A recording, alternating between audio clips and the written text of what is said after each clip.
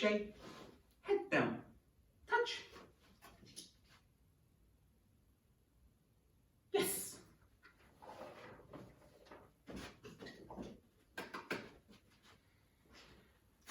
Something to think about is what we call rate of reinforcement.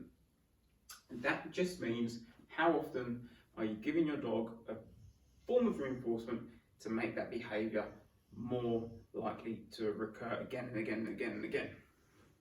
A lot of people get concerned when they start training, especially when they're told to use food. For some reason they think it's a bad thing that they're always going to have to be using food. It's not necessarily true, but there's nothing wrong with it if you do want to carry on using food. All it is a form of reinforcement, and it's what we call a primary reinforcer, meaning the dog needs it to survive. So food would be a primary reinforcer, shelter, water, anything the dog needs. Anything the dog doesn't need but they kind of enjoy would then be considered a secondary reinforcer. Secondary reinforcer for us would be like money. It's just a piece of paper, but we've given it meaning, therefore it does become a very powerful reinforcer. So, general rule of thumb, when you first start out training a behaviour, or just training a dog, use what we call a very high rate of reinforcement initially. So that would mean, if I was teaching Velo to hand touch from the start, I would be doing it every time she does a hand touch. So, touch, yes. So every time she touches, yes. Whoa, fucked up there. Every time she puts her nose on my hand, touch, yes. We give her a piece of food. Touch, yes. Generally, with puppies, I recommend about 3 weeks, we just throw food at the dog. So every time they do something that we like, we give them food, which is going to be a reinforcer, meaning they're going to then be more likely to do that behaviour again and again and again.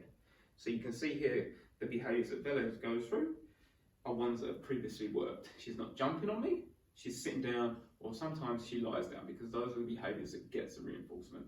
The other stuff just doesn't, so it's just not worth her trying to do that. Cool shake. Good girl, head down. Yes.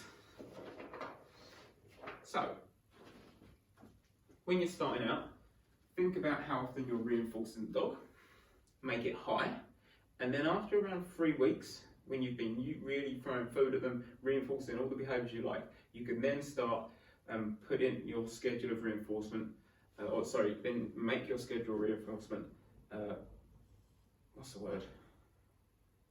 What word am I looking for? Intermittent.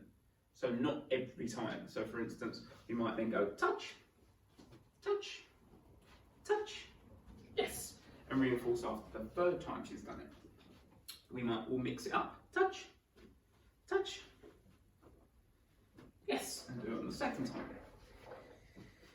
We're going to get a mixed variable reinforcement schedule going. So it means you become like a bit of a casino. The dog doesn't really know when they're going to get the reinforcement, but they will eventually get it.